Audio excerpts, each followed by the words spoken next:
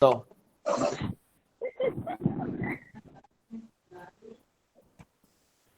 There used to be a student of mine. There used to be a student of mine who was very intelligent, very sharp, very clear cut. He understood the paper, he understood the questions, and understood the paper also very well. But always his marks in the examination used to come very low. So he came to me.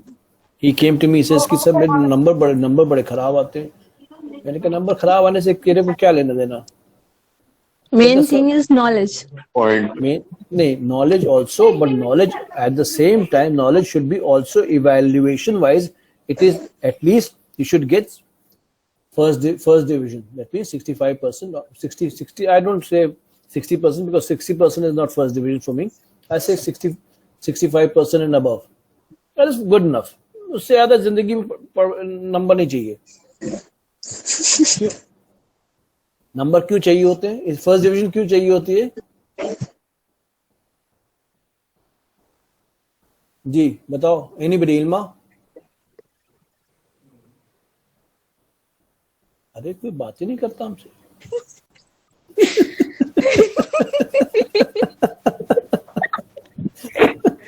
First division क्यों चाहिए होती है बताओ. Sir इसलिए चाहिए होता है क्योंकि आगे चल के हमें मतलब अच्छी पोस्ट मिले. सर कोई भी फॉर्म भर पाए. हाँ, कोई भी फॉर्म भर पाए, अच्छी पोस्ट मिले. एंट्री पॉइंट ऑफ व्यू से first division is very important. That is all, nothing else. बाकी तो कैपेबिलिटीज आती है इसके बाद. फॉर्म की रिक्वायरमेंट जितनी रिक्वायरमेंट बना रखी है वो फर्स्ट डिवीजन बना रखी है. फर्स्ट डिवीजन में आए अकल में या ना आए, हमारा एक स्टूडेंट था वो पूरा used to get first division always. I was very happy with him. We were very happy.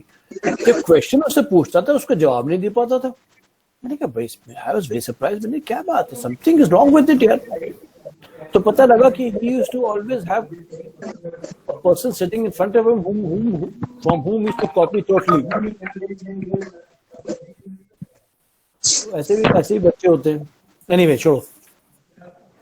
Now today we'll talk about capital market and we will discuss a little bit of capital market. I asked you people to read a little bit of capital market. Capital market. Yes, sir. किसने कौन बोला? Sir, रिदा. किसी radio on कर दिया?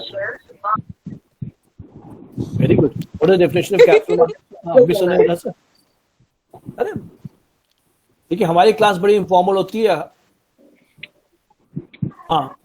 What is the definition of capital market? बताओ. So capital market वो होती है where it is also known as financial market where long term loans मतलब long term debts जो होते हैं वहाँ पे bought and sold किए जाते हैं. Long term debt. नहीं, long term equity. No. Security. No. Okay. I don't agree with it. Anybody else?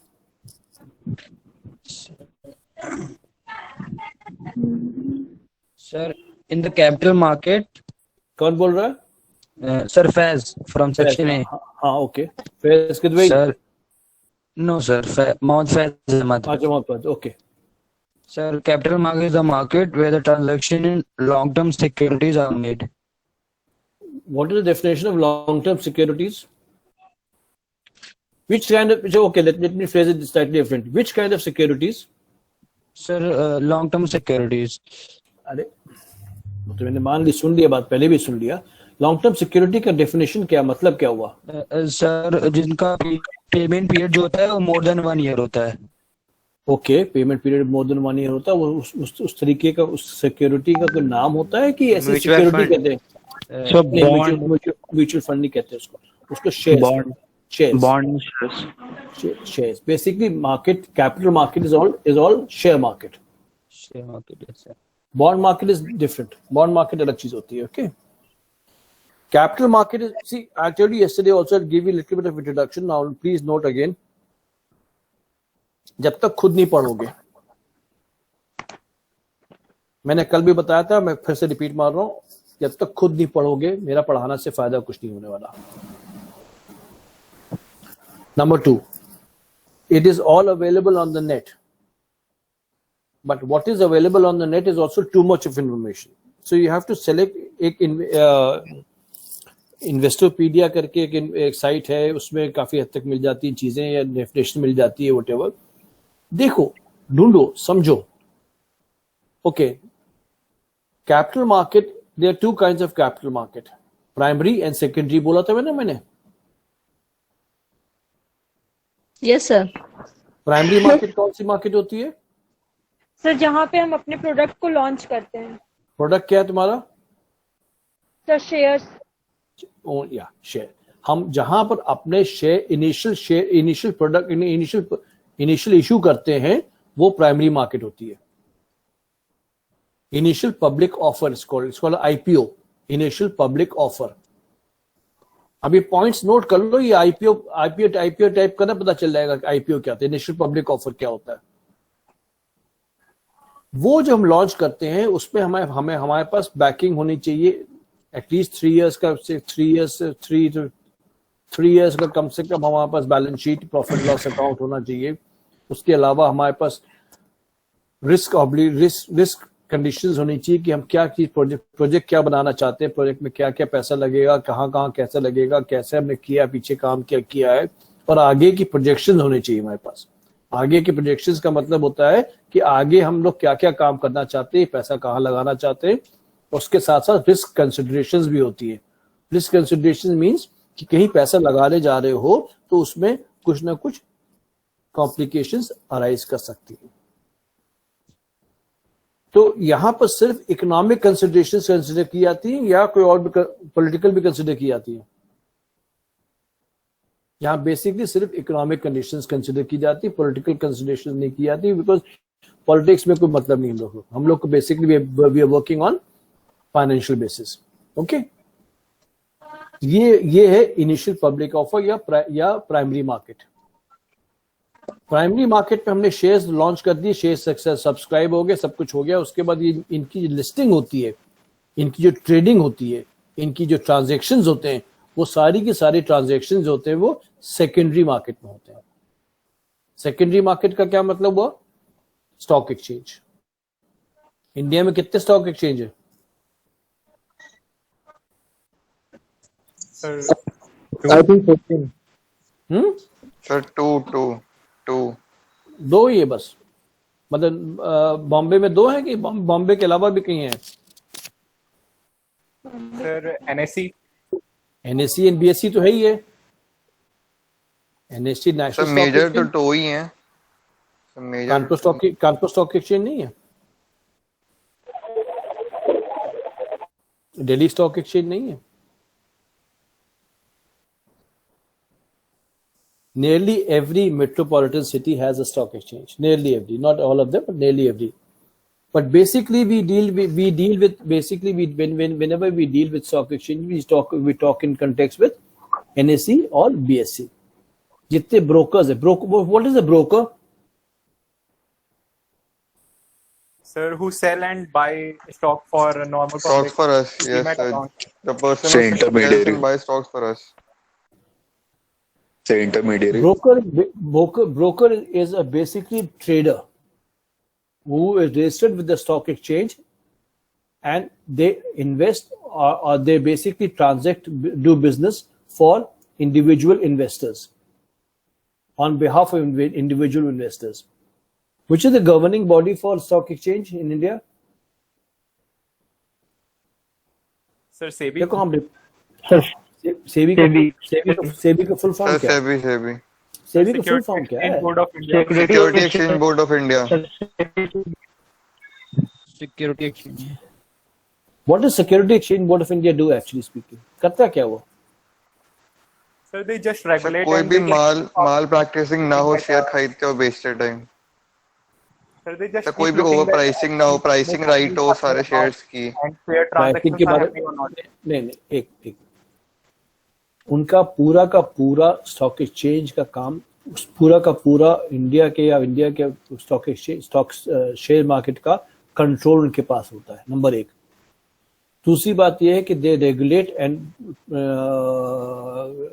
Look at every day they have a check कि किसी में परचेज ज्यादा हो रही है, किसी में सेल ज्यादा हो रही है, प्राइस गिराई जा रही है नहीं जा रही है, तो उसकी वो ट्रेडिंग उस शेयर की ट्रेडिंग वो बंद भी कर सकते हैं।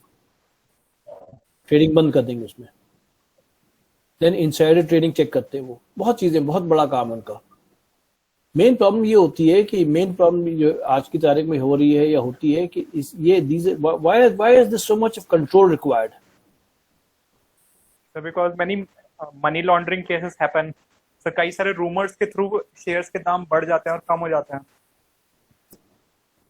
या तो सर उससे इंटरनल न्यूज़ भी लीक होती है, कई बार जानबूझ के कंपनीज लीक करती हैं ताकि कॉस्ट चेंज कर सकें। तो सेबी क्या कर पाएगा उसमें? सेबी तो कुछ नहीं कर पाएगा। Sir they can check whether these things are happening in real और just they are kind of rumours. देखो, जो सेबी में जो बैठे होते हैं लोग बैठे होते हैं, उनको भी मालूम है कि this they can't control beyond a certain percentage. 5 to 7% की ट्रेडिंग या ज्यादा 10% की प्राइस इंक्रीमेंट या ड्रॉप हो रहा है तो उसमें कोई बात नहीं है।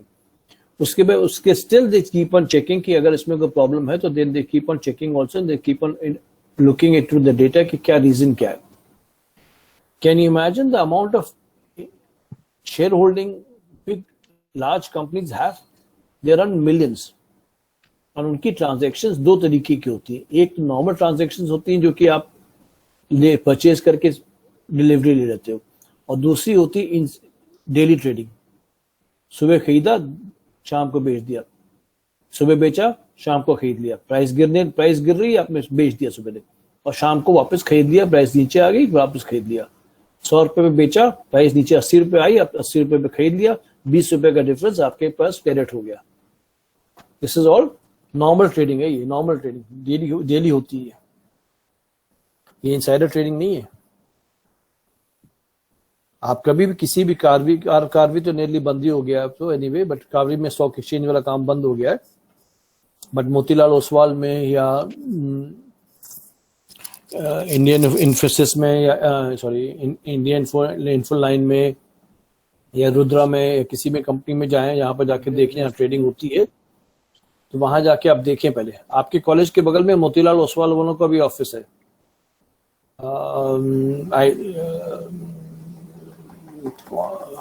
जो मेन चौराहा जो पुलिस चौकी जो है ना, थाना जहां पर है, थाना देखा है? Yes sir. थाने के ऑपोजिट आईसीआईसीआई बैंक है, उसी के बगल में उनका ऑफिस है मोतीलाल ओसवाल वालों का। कभी ले चलेंगे आप लोग, अगर मौका खुल गया या ऐसे भी होगा, दिखा देंगे आपको ट्रेडिंग ऐसे कैसे होती है। बट वो बात नहीं, बात ये है कि मतलब बेसिकली कैपिटल मार्केट में जो ट्रेडिंग होती है वो अब नोट करें, दो चार चीजें मैं बताता हूँ, नोट करें।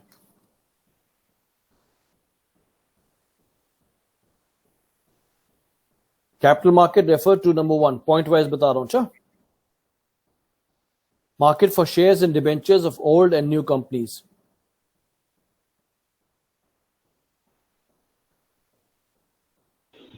नोट करते market for shares and debentures of old and new companies.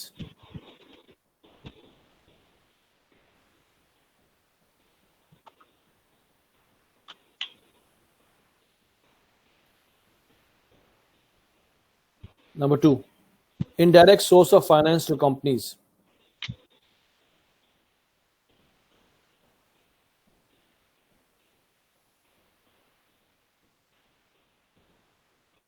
Sir, indirect source of finance to companies.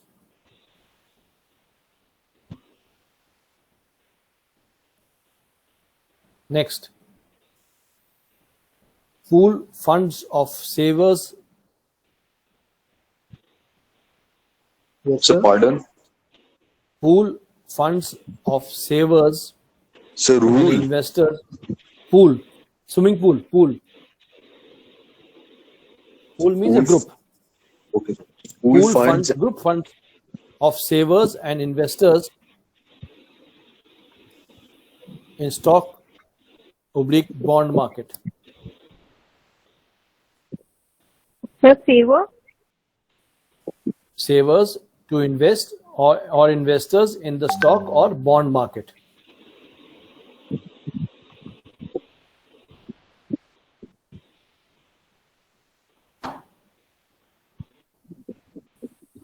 Sir, do repeat the statements once more, sir.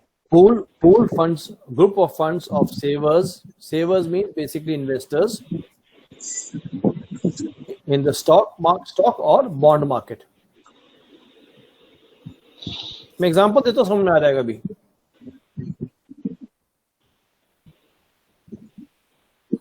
सबसे बड़ा एग्जांपल है प्रोविडेंट फंड का।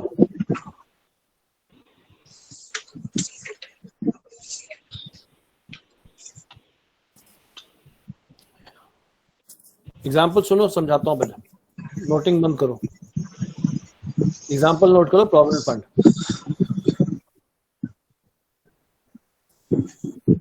किसी भी कंपनी में काम करोगे, प्रोविडेंट फंड कटता है।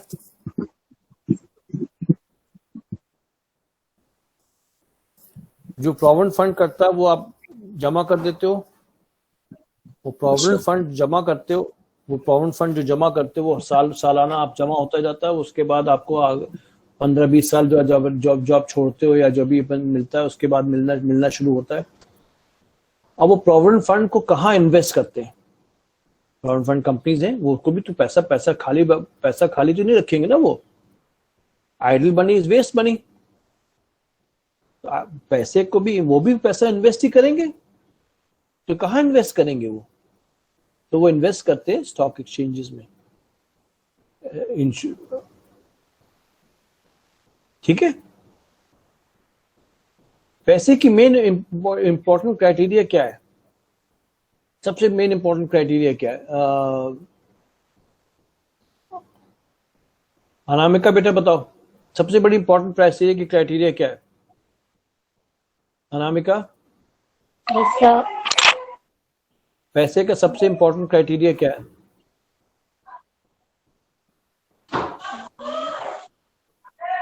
Idle money is waste money.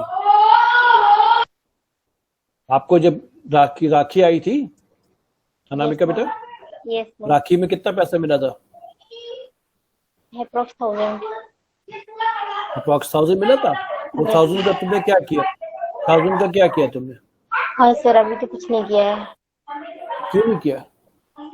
SIP समझते हो? Systematic investment plan. No sir. Systematic investment plan is basically an investment which is done on a systematic basis, per month basis. As low as 250 रुपए से या 500 रुपए से आप per month उसको invest कर सकते हो। किसी भी कंपनी में, किसी भी म्यूचुअल फंड में आप इन्वेस्ट कर सकते हो उसको। ठीक है। म्यूचुअल फंड होता है ना, तो अगर वो 1000 रुपए तुमने 2 महीने में कहीं इन्वेस्ट कर दिए होते, 1000 के करीब 1025 हो चुका होता, तो बढ़ ही गया होता, कंपनी होता ना। And idle money is total waste of money. Present value money मालूम है? Time value money. नहीं सर, एक्चुअली मैं मैथ्स स्ट्रीम की हूँ तो मेरे को कॉमर्स के बारे में इतना नहीं पता है। अरे कॉमर्स को मैथ्स से क्या लेना देना? हाँ, मैं बच्चों तो सर ये सारा कॉमर्स का ही तो दे देता है। नहीं, कुछ नहीं, अकल का दिमाग है, दिमाग की बात होती है। दिमाग सबसे तेज है, बाकी सब छोड़ो ना। सबसे तेज आदमी को क्या होता है? दिमाग इस्तेमाल करो, लग जाएगा। ऐसे प्रेजेंट वैल्यू मनी है भी, तुम लोग कोर्स में भी थोड़ा बहुत है, बताएंगे बाद में। अच्छे नहीं है। Then mutual funds.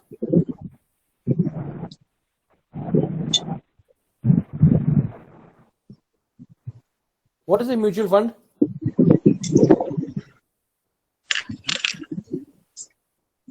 Ashutosh, good morning. Rather good afternoon. Ashutosh. Good afternoon, sir. Yes, sir. What is a mutual fund? Sir, वो होता है जैसे कि म्यूचुअल फंड टीम होती है सर, वो क्लियर नहीं तुम्हारा। एक मिनट, तुम्हारा क्लैरिटी नहीं आ रही, रुक जाओ, कोई और बताएगा मेरे को। हर्षित सिंह।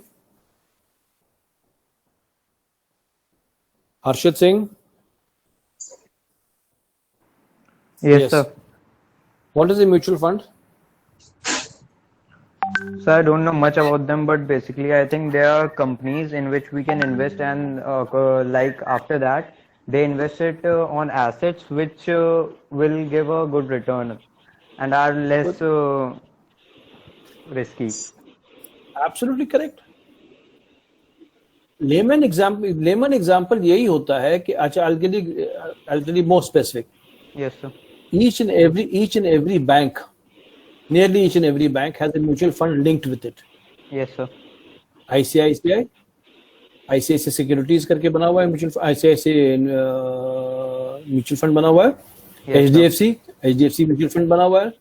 बिरला का म्यूचुअल फंड, बिरला का बैंक नहीं म्यूचुअल, देन इसका कोटक का भी म्यूचुअल फंड बना हुआ है. सो क्या करते हैं क्या है लोग, इनका काम क्या होता है कि they form certain plans, they form certain devices rather in which people can invest and get a higher rate of return than the rate of return which is existing in the market today. इस समय सबसे ज्यादा rate of return किस में मिल रहा है? सबसे ज्यादा रेट ऑफ रिटर्न मिल रहा है आपको फिक्स डिपॉजिट पे. फिक्स डिपॉजिट में भी 6-6.5-7% मिल रहा है maximum to maximum. Yes sir. उसके हायर रिटर्न अगर चाहिए हो तो क्या करोगे? हायर रिटर्न चाहिए हो तो कुछ नहीं कर सकते, या तो प्रॉपर्टी लेके बैठे, प्रॉपर्टी लेने के लिए पैसा चाहिए, या गोल्ड लेने के लिए पैसा चाहिए, तो ये सब चीज तो कर नहीं सकते. तो सिस्टमैटिकली अगर उन्होंने ऐसी चीज डिवाइस की है, ऐसा प्लान डिवाइस कर लिया है जिसमें कि आप 500 रुपए से 250 रुपए, 500 रुपए का लोवेस्ट अमाउंट है वो लगा सकते हो, हर महीने लगा लोगे तो उसमें वो पैसा कलेक्ट करके, पैसा वो रिसोर्सेस कलेक्ट करके वो उसको एक बड़ी जगह, बड़ी इन्वेस्टमेंट में लगा देते हैं, बड़ी कंपनी में लगा देते हैं. तो जो रिटर्न आता है उससे उसकी, इसमें म्यूचुअल फंड में जो होता है नेट एसेट वैल्यू के हिसाब से रिटर्न मिलता है. उसके वो आपको 10 रुपए का यूनिट है, अगर 11 रुपए हो जाएगा तो आपको 1 रुपए पर यूनिट एक्स्ट्रा मिलेगा जब भी बेचोगे.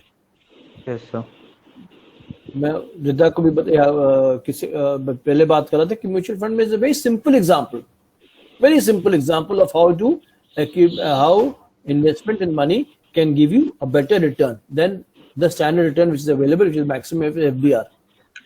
Yes, sir. There are certain mutual funds which are debt mutual funds, certain equity mutual funds, tax saving mutual funds, अलग-अलग हैं, अलग-अलग कॉन्सेप्ट है, अलग-अलग चीजें हैं, बट सब पे रिटर्न कम से कम 8-8.5% से ऊपर ही आता है. ठीक है? Yes, sir. Even tax free mutual funds भी हैं, इस पर टैक्स नहीं पड़ता. ठीक है, ओके. मर्चेंट बैंकिंग क्या होती है?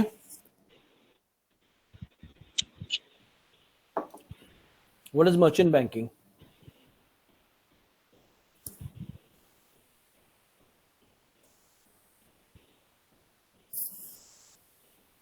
नोट कर लीजिए. Merchant banking is to manage and underwrite new issues. Merchant banking is to manage and underwrite new issues.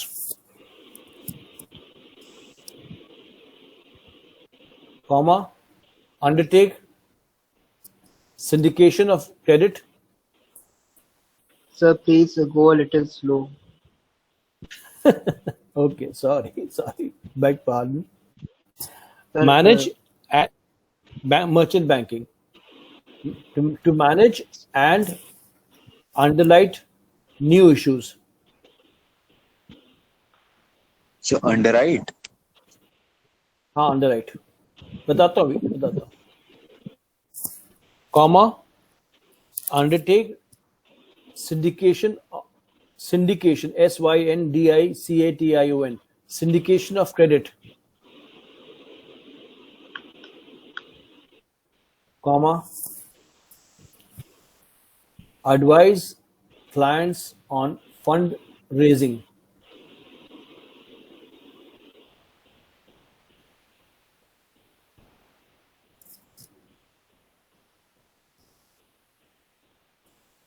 So advise clients on fund raising. So basically, I think bank marketing. है ना। Bank का काम क्या है? Bank का काम मैंने कल क्या बताया था, कल या परसों क्या बताया था? क्या बैंक करता क्या है?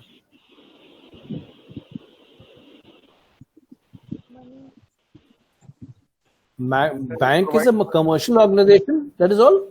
मार्केटिंग तो करेगा और क्या करेगा? कल बताया था, पैसा तुम लोग से लेता है, तुम लोग का पैसा लेके वो उससे 10 गुना कमाता है, तो मार्केटिंग तो है और क्या है। With brains. सबसे इंपॉर्टेंट कॉन्सेप्ट में हर बार रिपीट करता हूँ, दिमाग नहीं होगा तो तुम लोग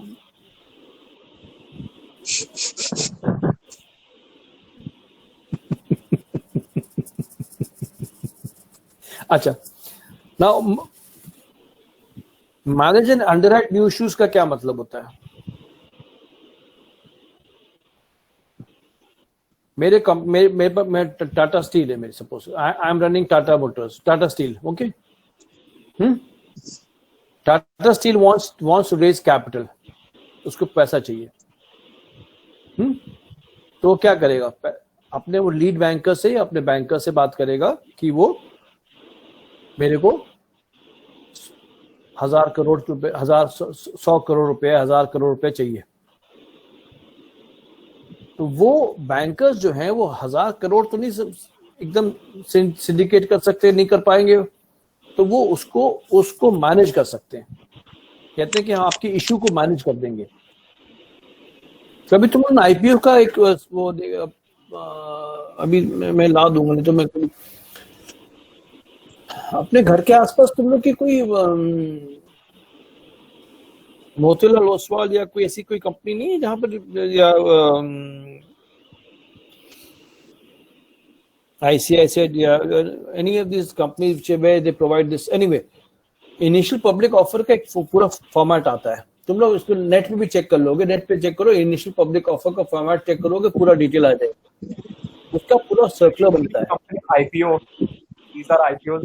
हाँ, या तो वो उसका पूरा सर्कुलर निकालते हैं, उसका पूरा फॉर्मेट निकालते हैं, वो चीज आती है। तो वो चीज जो है, वो जो कंपनी उसमें लीड बैंक, इसमें मैनेजर्स टू द इशू भी होते हैं, जो उसको प्रोग्राम करते हैं, थॉट प्रोसेस लेके चलते हैं, और वो पैसा जो है वो मैनेजर्स टू द इशू के पास ही रहता है।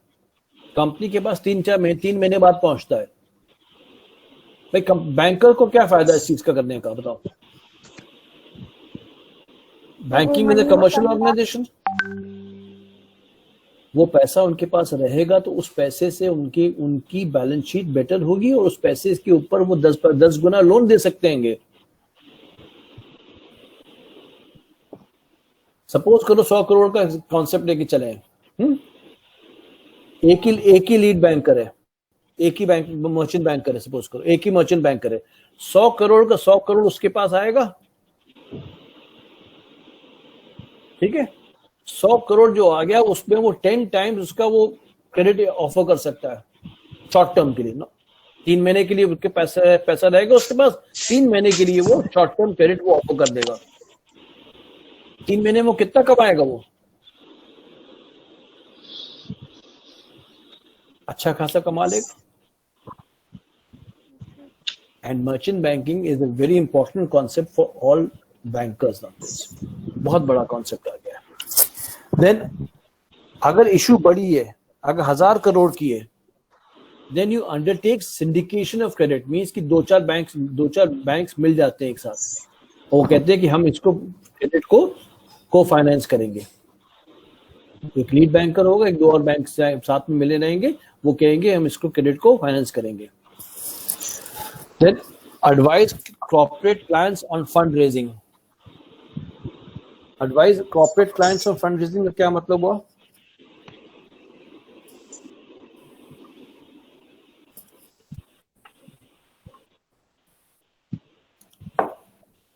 अरे बताओ ना sir. They decide any price जिसपे एक आईपीओ रिलीज करते हैं सर वो। Fund raising is different from price. Share market, this is first and foremost they look at the balance sheet of the company, look at the profitability of the company, look at the profit and loss consideration of the company, and look at the project which there needs to be financed or refinanced, whatever. And then they advise what sort of financing is appropriate for that.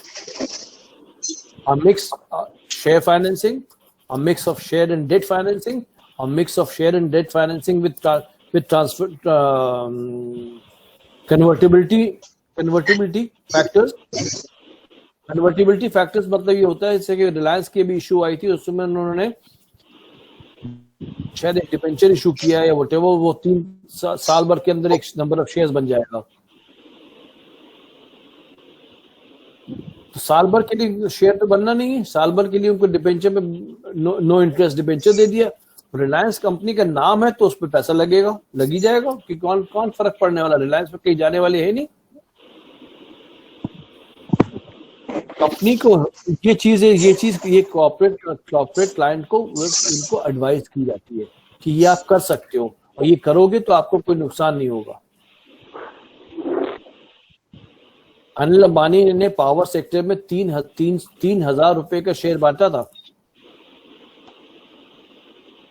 Can you imagine anybody offering a share for 3,000 rupees, जो कि over subscribe हो गया था। बाद में उसकी discounting करके share आ गया 300 रुपए पे आ गया। अब तो शेयर ही नहीं चल रहा। इसका मतलब ये थोड़ा कि अनिल अंबानी, इसका ये थोड़ा मतलब कि अनिल अंबानी के पास पैसा नहीं है।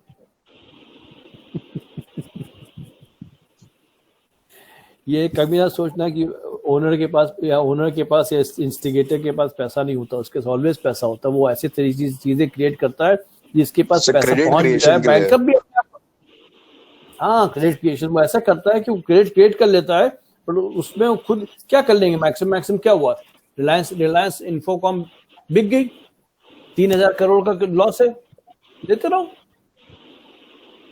क्या कर लोगे, ले लोगे ना, लो।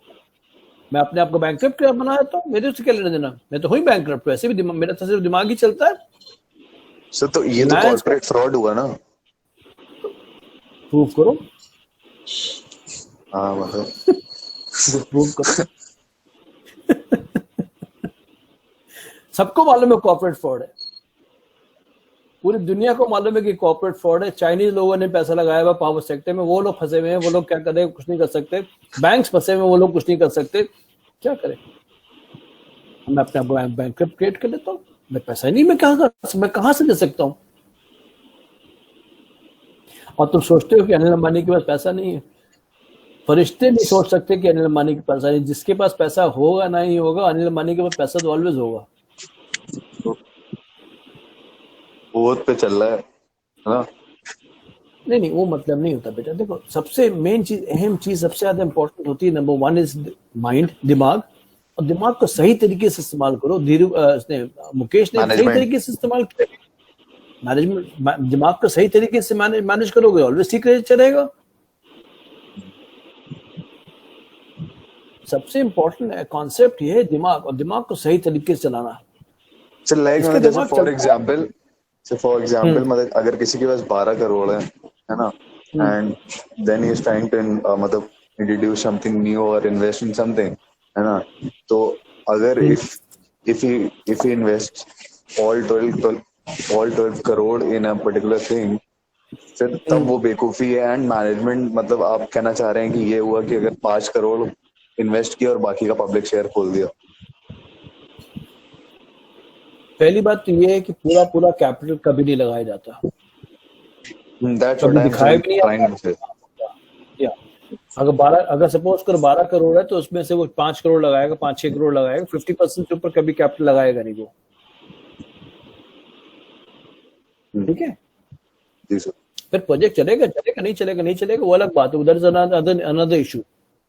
बट मेन थिंग इज कि जैसे कैफे कॉफी डे बंद हो गया, कैफे कॉफी डे के ऊपर इतने लोन्स निकले हैं कि लोन्स के बारे में उसको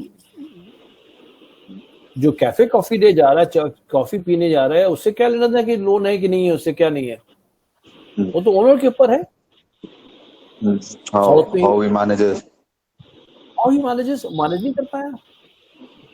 उसका बेसिक कॉन्सेप्ट है कॉफी का, कॉफी की मेन प्रोडक्शन थी उसकी, उसी से काम चलता था उसका। और the Cafe Coffee Day has been very profitable by itself. मतलब बट बिकॉज सेम से टिप्सा के साथ हुआ था ना, अभी जो ये मेट्रो का प्रोजेक्ट जो था वो टिप्सा को जब मिला था, तो देन जो इसका फेज 2 स्टार्ट होने वाला था, तो इट वाज लाइक कि गवर्नमेंट के पास पैसा था नहीं और they are not also willing to give them, तो उन्होंने फेज 2 शट डाउन कर दिया लखनऊ का। तो चाहते तो सर क्रेडिट तो कर ही सकते थे। हाँ, क्रिएट कर सकते थे, बिल्कुल कर सकते हैं। अभी होगा, आएगा, लॉन्च हो जाएगा। काफी हद तक काम हो चुका है उसमें, वैसे मेरे को पता लगा है काफी हद तक काम हो चुका है। अभी नाके के ऊपर फ्लाईओवर बन गया है, देखा तुमने? हाँ सर, नाके के ऊपर फ्लाईओवर बन गया। कैसे बन गया बताओ? कितने लोगों की परेशानी हुई, उससे क्या लेना देना? काम जरूरी होता है वो ज्यादा। Bridge corporation of India, UP की ब्रिज कॉर्पोरेशन है, is one of the very profit making companies, very profit making company है। लेकिन नाउ सॉरी, अब टिप्सा एंड टाटा दोनों मतलब जॉइंट वेंचर में काम करेंगे ना मेट्रो में। मतलब पहले जो था पूरा मेट्रो का प्रोजेक्ट टिप्सा का था, एंड अब टाटा को भी दिया जा रहा है क्योंकि लाइक उनके पास थोड़ा क्रेडिट का कैश का मतलब हो सकता है। I am not aware of it actually, but check करके बताऊंगा, मेरे को आइडिया नहीं। बट सबसे ज्यादा best construction company all over the world और in India at least is L&T। Larsen and Toubro का जो काम हुआ है वो आज की तारीख में पूरी मेट्रो की चल लार्सन टूब्रो की वजह से चल रही है। अच्छा रिदा, आप अटेंडेंस ले लो बेटा, सेक्शन ए की अटेंडेंस ले लो, सेक्शन बी की अटेंडेंस ले लो, और मेरे को ईमेल कर देना। ईमेल करोगे तो उस पर अपना नंबर दे देना बेटा रिदा, और सेक्शन बी के जो बच्चा है वो भी। सर रिदा सेक्शन बी की और वो दूसरी वाली सेक्शन ए की। तुम सेक्शन पे क्यों जाते हो यार? ह्यूमन बीइंग पे जाया करो। कौन बोला ये कि सेक्शन बी की है? मैं मुस्तफा सर। मुस्तफा जी, ये बताइए कि आप किस सेक्शन के हैं? Section B. तो आप ही कह सकते हैं कि एनीवे चलो। See, in order to be good you have to be very good. Yes sir.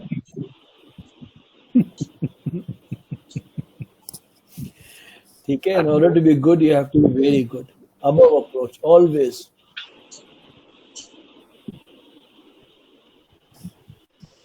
ये खत्म हो गया, इसके आगे हम कराएंगे थोड़ा बहुत और मैं रिदा को बता दूंगा, उसमें डाल दूंगा। वैसे है बैंकिंग ऑपरेशन शुरू होगा अब। इंट्रोडक्शन टू कमर्शियल बैंकिंग शुरू होगा। अच्छा।